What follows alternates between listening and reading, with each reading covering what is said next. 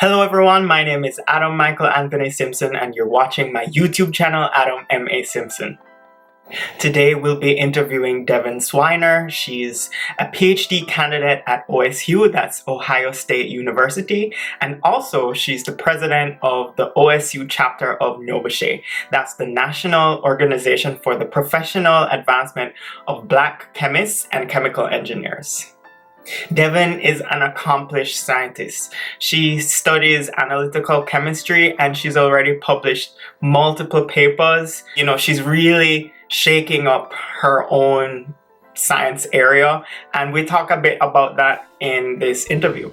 Beyond Devin's academic affiliated appointments, Devin loves outreach. She's done workshops for her alma mater, Bishop McNamara High School, where she taught middle school students with the help of her dad as a TA to, teach students about chemistry and, make things fun so that they have an interest for the science rather than the boring stuff like talking about moles and whatnot.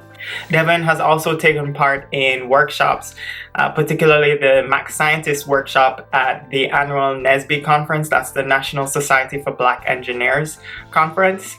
Devin has broad interests, so she's also a blogger and she's part of a group, the Max Scientist group, and you can see their blogs at maxscientist.com, also in the description box below.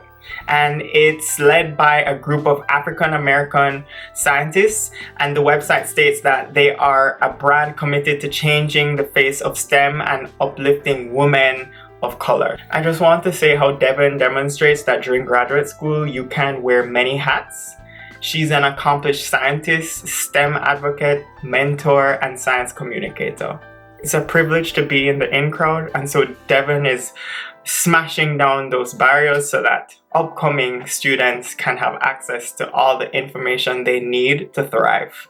Stay tuned to learn more about Devin Swiner.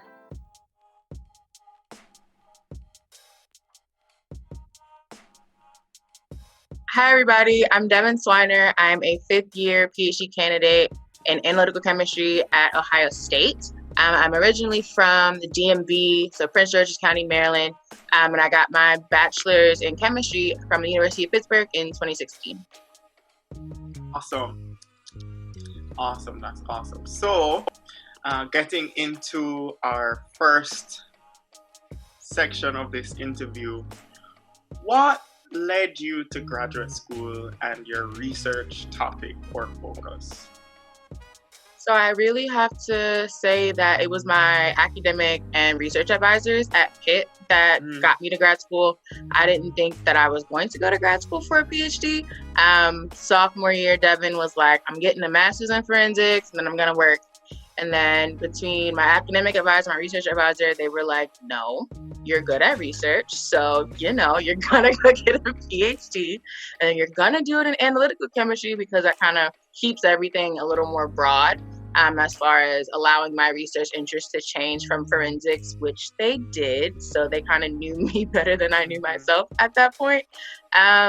So they really kind of helped mentor me, shape me into a really good scientist and independent thinker.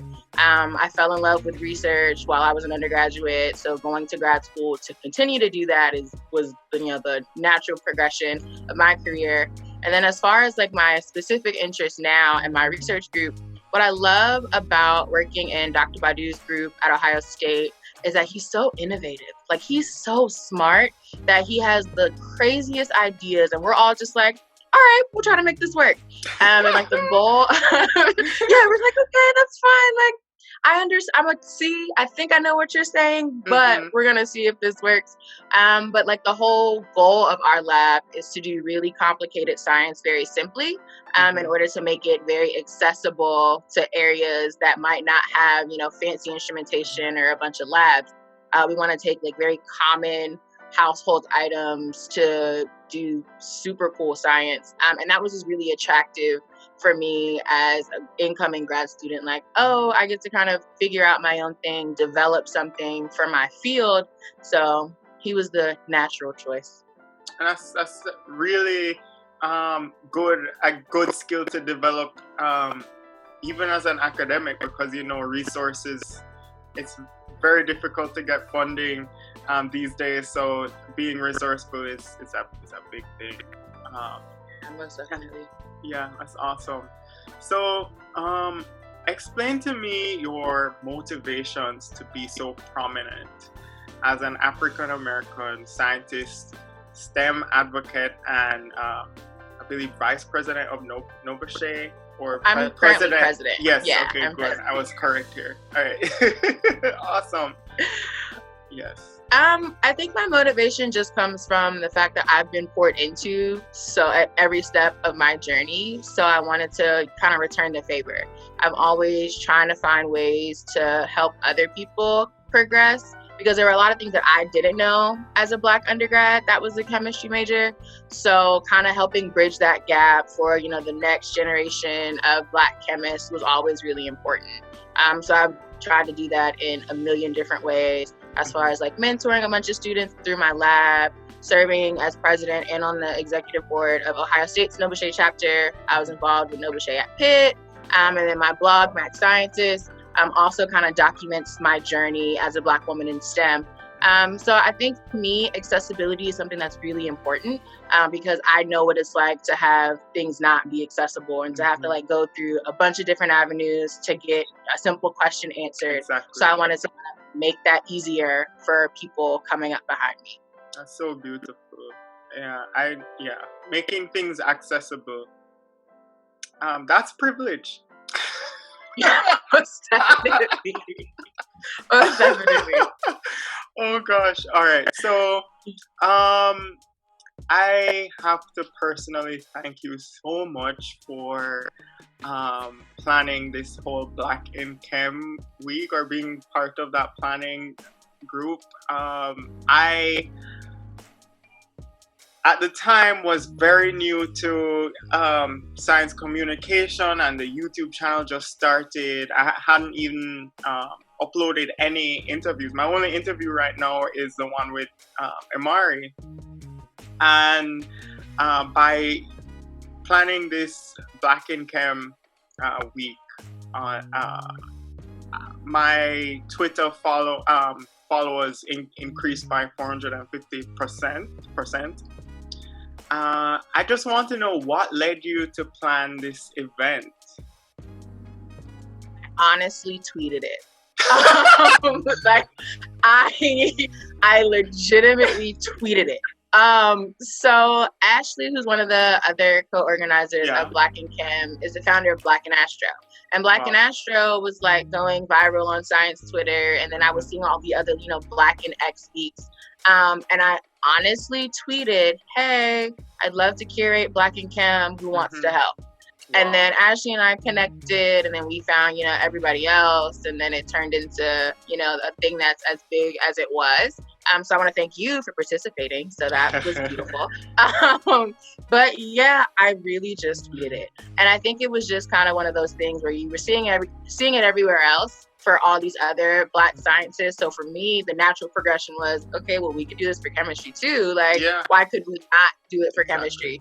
Because like, I know that like the few people that I know that are Black chemists, we're not the only Black chemists. So why not try to find a way to find more Black chemists? And then the reception of it was something that I legitimately was not mentally prepared for. Like, I did not think that it was going to turn into like this global thing. I didn't think that it was going to reach as many people as it did. So yeah, it was just really beautiful to kind of see the fruits of our labor pan out, all because I tweeted that I'd want to do it.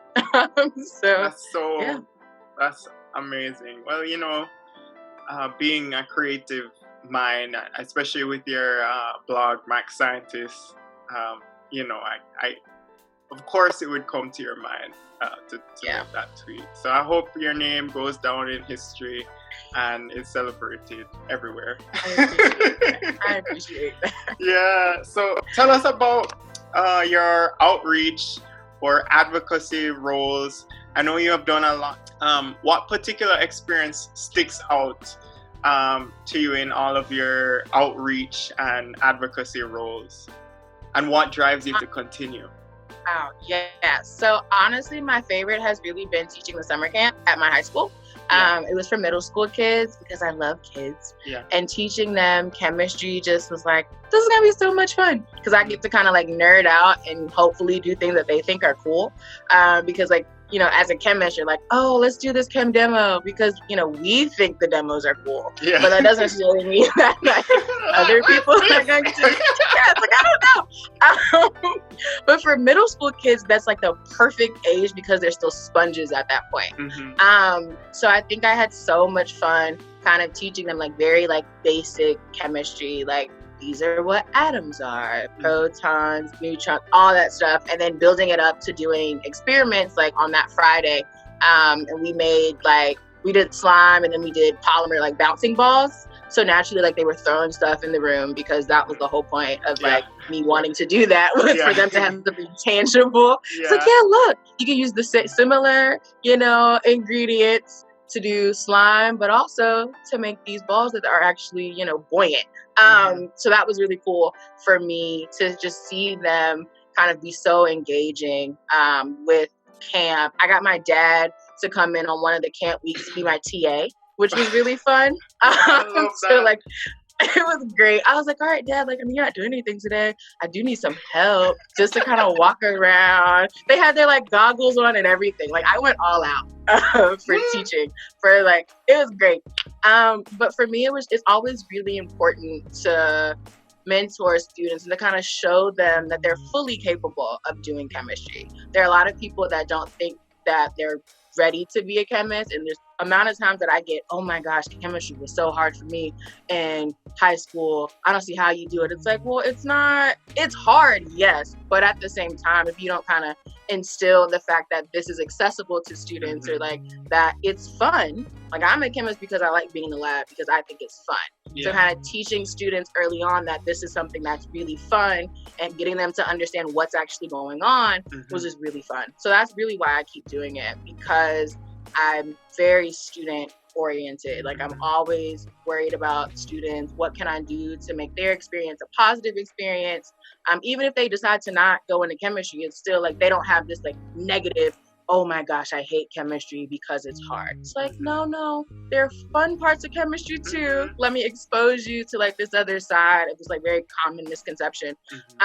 So I think it's just for me, seeing them be so engaging and excited about learning and like watching them put the pieces together. Like, oh, chemistry builds on top of each other. So watching them actually be like, oh, I understand this because I know why this is true and things like that. So I love that.